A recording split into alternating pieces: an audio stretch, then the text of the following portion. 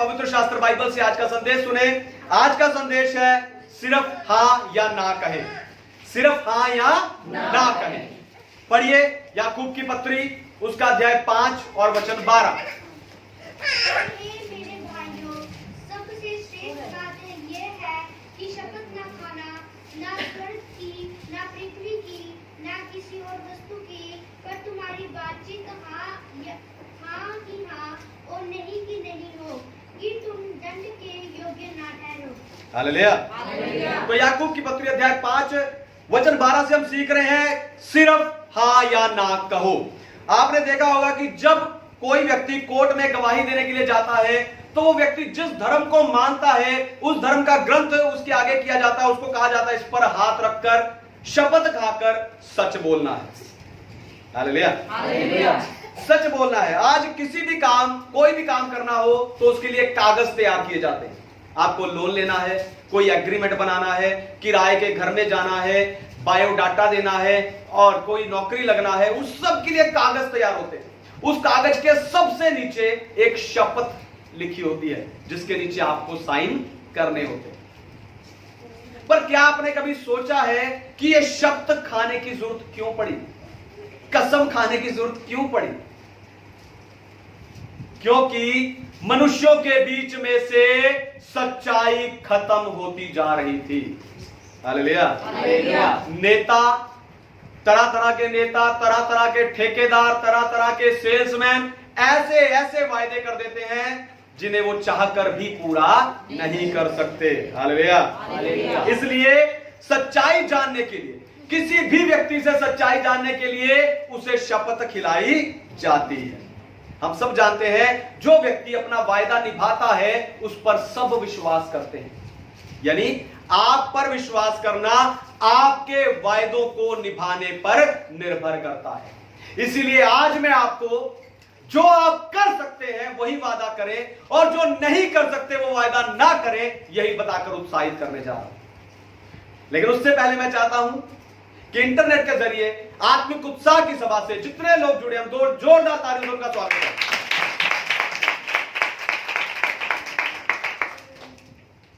हाँ या ना कहो। सबसे पहली बात, विश्वासी को सच्चाई पर आधारित बात करनी चाहिए।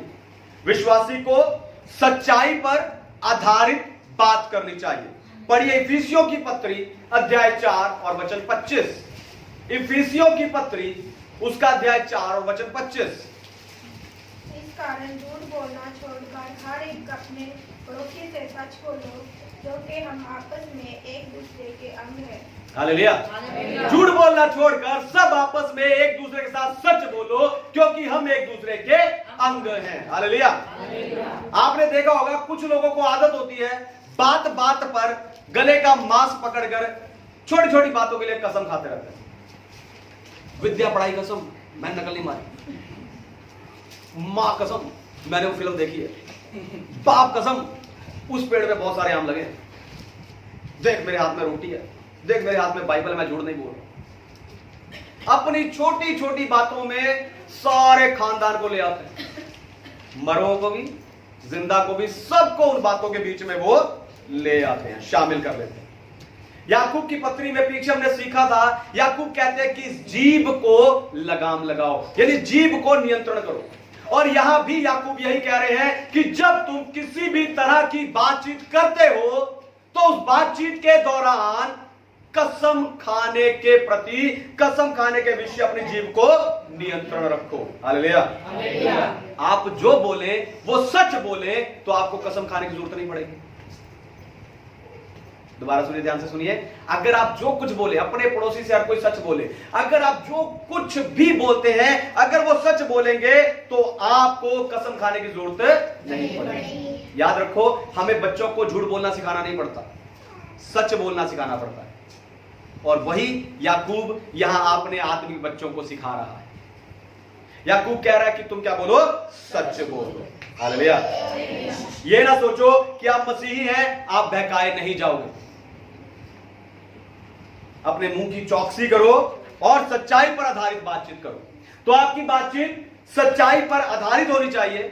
लेकिन बाइबल कसम खाने के विषय में क्या कहती है? दूसरी बात, बाइबल शपथ को निषेध नहीं करती पर रोक लगाती है। बाइबल शपथ को निषेध नहीं करती पर रोक लगाती है। पढ़िए निर्गमन की पुस्तक अध्याय 20 और वचन 7। निर्गमन एक्सोडस चैप्टर 20 वर्स 7। तू अपने परमेश्वर का नाम व्यर्थ ना लेना, क्योंकि जो यहोवा का नाम व्यर्थ ले वह उसको निर्दोष ना ठहराएगा। हालेलुया। परमेश्वर के नाम की महिमा हो। तो शपथ ना खाओ से याकूब कहना चाहता है परमेश्वर का नाम व्यर्थ ना लो, क्योंकि परमेश्वर का नाम व्यर्थ लेना का अर्थ है परमेश्वर की आज्ञा को तोड़ना, और परमेश्वर की आज्ञा को तोड़ने वाले को दंड मिलता है। यानी आपकी बातें बिना कसम खाए सच होनी चाहिए। हालेलुया। पर बाइबल खुद बताती है कि हम शपथ खा सकते हैं, कसम खा सकते हैं, वायदे कर सकते हैं। अगर आप व्यवस्था विवरण अध्याय 10 वचन 20 पढ़ेंगे, अगर आप यिर्मयाह भविष्यवक्ता की पुस्तक अध्याय 12 वचन 16 पढ़ेंगे, वहां लिखा है कि परमेश्वर के लोग कसम खाएं। मत्ती रचित सुसमाचार अध्याय 26 वचन 63 में महायाजक यीशु को शपथ दिलाकर पूछता है, बता क्या तू मसीह है? और यीशु मसीह उसी शपथ के अधीन उसे उत्तर भी देते हैं। हालेलुया। पौलुस कई बार बोलता है कि परमेश्वर गवाह है, यह भी एक तरह की शपथ है। हालेलुया। बाइबल में यहां तक परमेश्वर ने खुद अपनी शपथ खाई है, खुद अपनी कसम खाई है। हालेलुया। परमेश्वर ने अब्राहम से शपथ खाई, परमेश्वर ने दाऊद से शपथ खाई है। हालेलुया। तो बाइबल हमें शपथ खाने से मना नहीं करती, पर गलत झूठी शपथ खाने से, झूठे वायदे करने से मना करती है, रोक लगाती है। तो झूठी शपथ क्या है? झूठी या गलत शपथ क्या है? जो राजा हेरोदेस की बेटी ने अपने पिता से ली थी, और बदले में उसने क्या मांगा? यूहन्ना बपतिस्मा दाता का सर। हालेलुया। वो झूठी शब्द है। और झूठी शब्द क्या है? झूठा वायदा करना जिसे आप पूरा नहीं करते। आप किसी व्यक्ति से, किसी दूसरे व्यक्ति से कोई वस्तु या पैसे उधार लेते हो, आप बोलते मैं 2 दिन में दे दूंगा, पर सालों नहीं देते। फिर आप घर बदलकर, फोन बंद करके उस व्यक्ति को बेवकूफ बनाने वाले खेल खेलने शुरू कर देते। लेकिन आपको बता दूं कि आप परमेश्वर को बेवकूफ नहीं बना सकते। हालेलुया। परमेश्वर झूठे वायदे करने पर रोक लगाती है, और जो झूठे वायदे करता है वो दंड के योग्य है। हालेलुया। आप आत्मिक उत्साह की सभा में हैं तो भी बता दूं, झूठे वायदे करने वाले दंड के योग्य। तीसरी और आखिरी बात, अपनी आपकी बातों में धोखा नहीं, सच्चाई होनी चाहिए। आपकी बातों में धोखा नहीं, सच्चाई होनी चाहिए। पढ़िए मत्ती रचित सुसमाचार अध्याय 5 वचन 33 से लेकर 37 को। मत्ती का सुसमाचार अध्याय 5 और वचन 33 से लेकर 37। Matthew chapter 5 verse 33 to 37। फिर तुम सुन चुके हो कि पूर्व काल के लोगों से कहा गया था, झूठी शपथ ना खाना, परंतु प्रभु के लिए अपनी शपथ को पूरा करना। परंतु मैं तुमसे यह कहता हूँ कि कभी शपथ ना खाना, ना तो स्वर्ग की, क्योंकि वह परमेश्वर का सिंहासन है, ना धरती की, क्योंकि वह उसके पांव की चौकी है, ना यरूशलेम की, क्योंकि वह महाराजा का नगर है। अपने सिर की भी शपथ ना खाना, क्योंकि तू एक बाल को भी ना उजला और ना काला कर सकता है। परंतु तुम्हारी बात हाँ की हाँ या नहीं की नहीं हो, क्योंकि जो कुछ इससे अधिक होता है वह बुराई से होता है। हालेलुया। परमेश्वर के नाम की महिमा। तो अगर हत्या का कारण क्रोध है, अगर व्यभिचार का कारण अभिलाषा है, तलाक का कारण स्वार्थ है, तो शपथ का कारण भी धोखा है। हालेलुया। शपथ का कारण धोखा है। यीशु यहाँ ये कहना नहीं चाहते कि आप कसम खाओ, शपथ खाओ या नहीं, पर यीशु ये समझाना चाहते हैं कि आपकी बातें धोखे पर आधारित नहीं होनी चाहिए, पर सच्चाई पर आधारित होनी चाहिए। आपकी बातों में धोखा नहीं, सच्चाई होनी चाहिए। हालेलुया। सच्चाई हर रिश्ते के लिए जरूरी है, उसी से विश्वास बनता है। सच्चाई हर रिश्ते के लिए जरूरी है, उसी से एक दूसरे पर विश्वास बनता है। आप देखो, जिस पर आप विश्वास नहीं करते उससे आप अपने नजदीक भी आने नहीं देते, उससे आप दूर ही रखते हो। हालेलुया। पर कई बार हम अपने अपनों से ही झूठ बोलते हैं। ध्यान से सुनिए, कई बार हम अपने अपनों से ही झूठ बोलते हैं, अपने घर के लोगों से, अपने परिवार के लोगों से, अपने पास्टर से, अपने चर्च के लोगों से, और ये सोचते हैं कि इससे रिश्ता बना रहेगा, ये रिश्ता बने रहने के लिए ठीक है, इसलिए हम क्या करते हैं, ये सोच के साथ हम झूठ बोल देते हैं। पर आपको बताऊं, ये ऐसा है जैसा कि एक पानी की पाइप में एक छेद को प्लास्टिक लगाकर ऊपर से बंद करना, लेकिन उस प्लास्टिक की पाइप का, उस छेद का, उस पाइप, पानी की पाइप का फटने का खतरा फिर भी बना हुआ है। इसीलिए आपको हर जोड़ को सही यानी सच्चाई से जोड़ना चाहिए। हालेलुया। हर रिश्ते को सही जोड़ से यानी सिर्फ सच्चाई से जोड़ना चाहिए। हालेलुया। हालेलुया। आपको बताऊं, झूठ कई तरह के होते हैं। झूठ एक तरह का नहीं है, झूठ के कई रूप हैं, और आपके अंदर से झूठ आज पूरी तरह निकल जाए, इसलिए आपके बीच में मैं उन रूपों को बताने वाला हूं। सबसे पहला, आधा सच। आप सच बोलते हैं पर आधा, वो भी झूठ है। हालेलुया। आप सच बोलते हैं पर आधा, वो भी झूठ है। अब्राहम ने अपनी पत्नी सारा को राजा के सामने बहन कहा, राजा को कहा ये मेरी बहन है।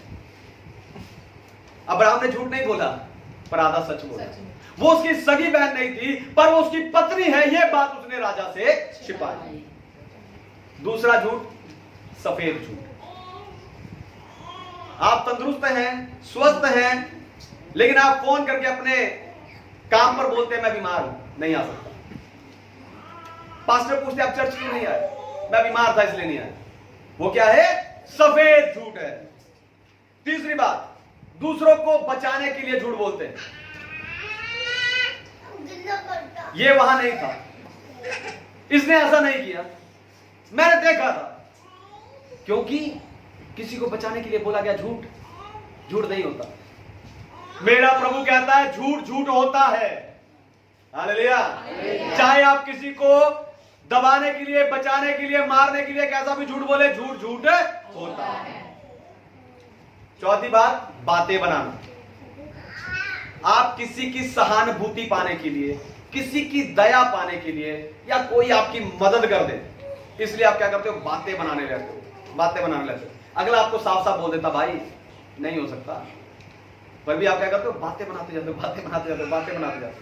वो क्या है, बातें बनाने वाला झूठ। क्योंकि जो कुछ उससे अधिक है वो, प्रभु ने कहा जो कुछ उससे अधिक है वो बुराई को उत्पन्न करता है। अगर आप बातें बनाते जा रहे हैं तो आप बुराई को उत्पन्न कर रहे हैं, वो झूठ है। पांचवा झूठ है शांत झूठ। इसमें झूठ आप नहीं बोल रहे। कोई एक व्यक्ति आपके बारे में कुछ गलत धारणा रख के, है ना, लोगों के बीच में जाकर आपकी तारीफ करता जा रहा है, जगह जगह आपकी तारीफ करता घूम रहा है, लेकिन आप उसे सच बोलने, उसको झूठ बोलने से आप उसे रोकते नहीं, बोलने जाने का कोई बात, हमारी तारीफ ही कर रहा है। हालेलुया। छठवां झूठ है आखिरी, छठवां और आखिरी झूठ है बातें छिपाना। आपकी गलती पता ना चले, ध्यान से सुनिए, आपकी गलती पता ना चले इसलिए आप बातें छिपाते हैं, वो भी झूठ है। हालेलुया। तो अगर अब्राहम ने सारा के लिए झूठ बोला, अगर दाऊद ने बत्शबा के लिए झूठ बोला, अगर पतरस ने यीशु को ना जानता हूं यह झूठ बोला, तो मैं और आप भी इस झूठ में फंस सकते हैं। हालेलुया। इसलिए सदा चौकस रहिए, आपकी बात हाँ की हाँ और ना की ना ही होनी चाहिए। आइए अपनी आंखों को